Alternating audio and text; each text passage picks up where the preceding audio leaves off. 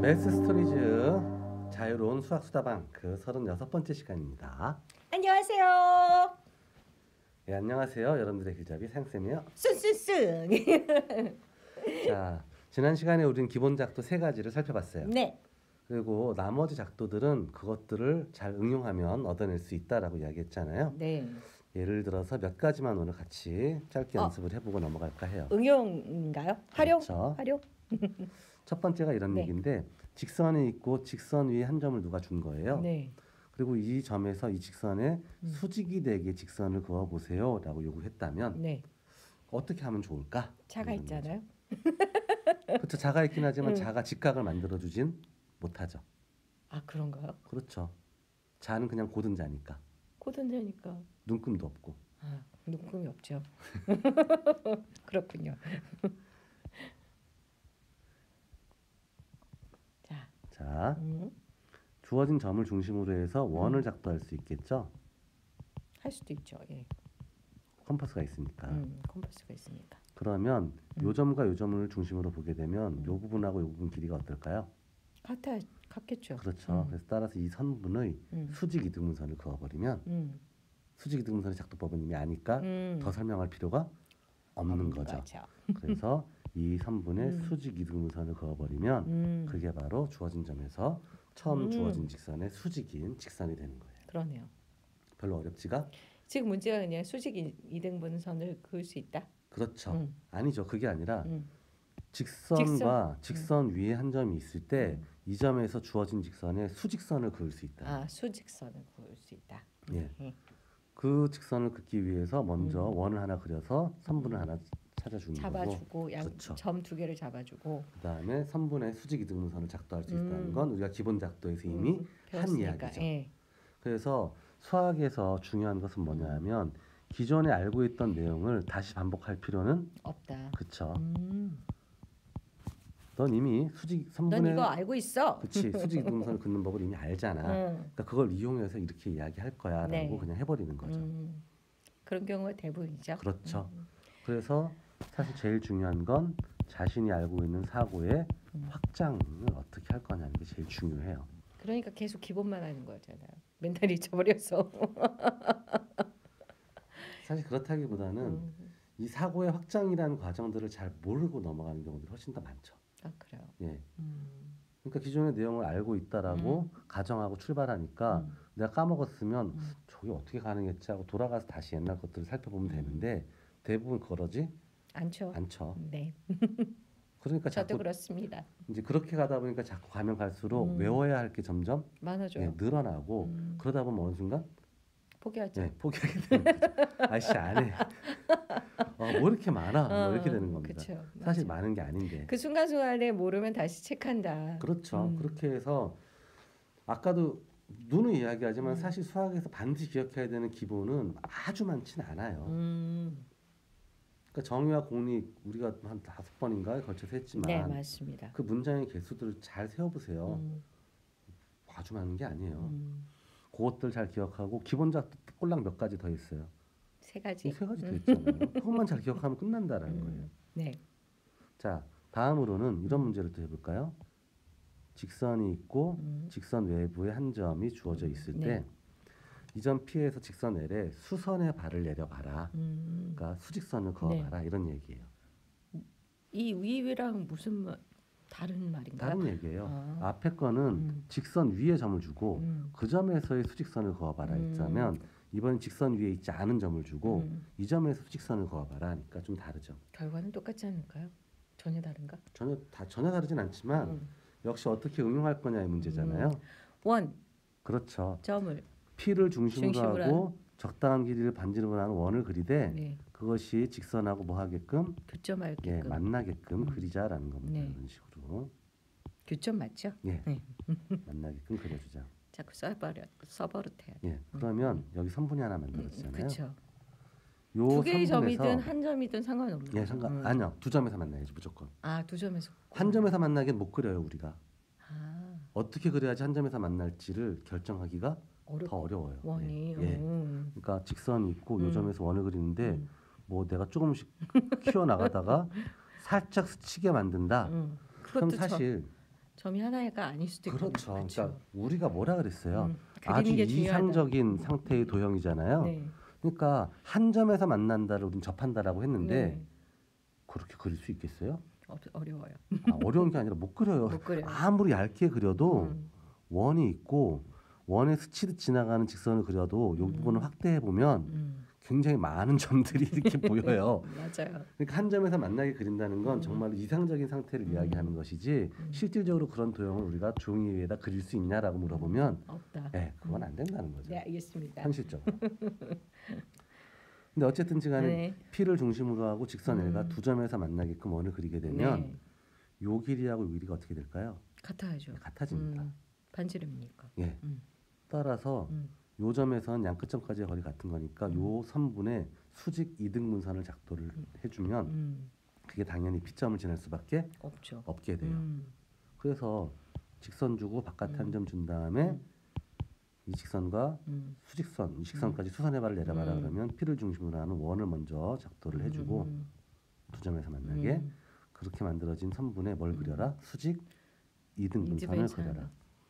수직 이등분선 그리는 건 가능하다라고 기본 작도에서 이미 밝혔으니까 다시 이야기할 필요는 없는 거죠. 그러면 그게 바로 P점에서 직선까지 내린 뭐가 된다? 수선이 된다. 아니면 이렇게 설명해도 돼요. 직선과 직선 위에 있지 않은 한 점이 주어져 있을 때 이 점을 중심으로 하는 원을 하나 직선과 만나게 그려주고요. 두 점에서. 네. 그 다음에 만나는 교점을 QR이라고 하면 두 점이 결정됐으니까 직선 하나 이렇게 그릴 수가 있겠죠. 네. 그러면 이 각의 몇 등분선? 2등분선을 또 그릴 수 있죠. 네. 그러면 그렇죠. 또 얘랑 합동이 되기 때문에 네. 여기가 또 수직이 돼요. 그렇죠. 네. 그러니 결과적으로는 또 똑같이 P에서 수선의 발을 내린 거지만 그리는 방법은 두 가지가 있는 거죠. 있네요. 내가 원하는 대로 선택해서 그리면 되는 거예요. 네. 그래서 선분의 수직 이등분선이든 각의 이등분선이든 써먹을 때가 굉장히 많다는 거죠. 그래서 예전에 중앙대학교인가에서 뭐 이런 고분을 이렇게 타다가 깨진 원형 접시의 일부분이 나왔다는 거예요. 그건 얘를 복원을 하고 싶은 건데 그러려면 이 원의 중심을 잡아줘야 되잖아요. 그쵸. 그래야지 뭐 어떤 모양으로 복원할지가 결정이 되는 거니까. 네. 그럼 요 깨진 부분을 이용해서 이 중심을 찾아내는 방법을 한번 설명해 봐라. 예. 뭐 어떻게 돼요? 일단 선분을 찾아야 될 것 같아요. 그쵸. 선분의 양 끝점에서 어떤 점까지 거리가 같다라면 이 점은 이 선분의 무엇 위에 있다 그랬어요? 수직 이등분선 위에 있다라고 이야기했잖아요.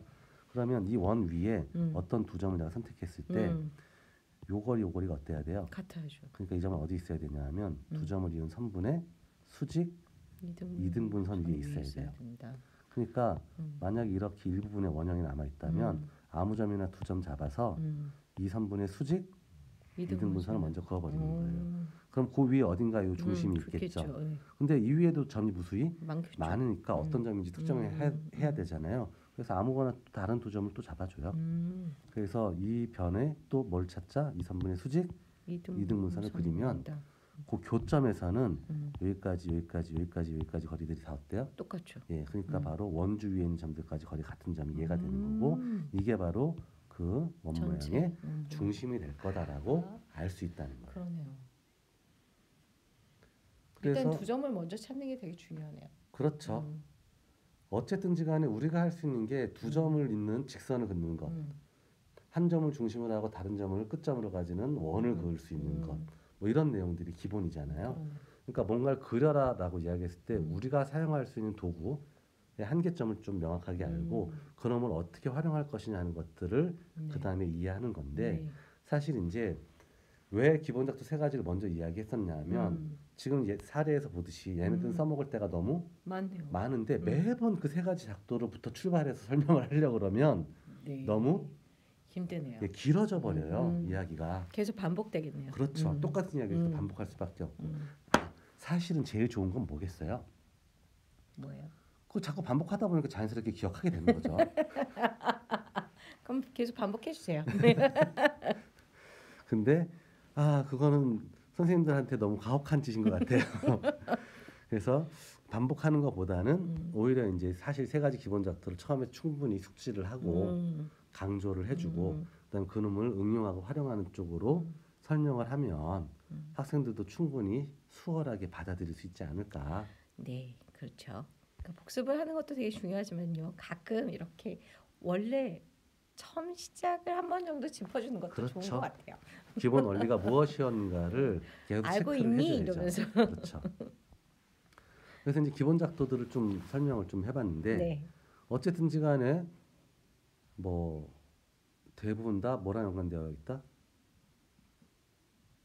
뭐?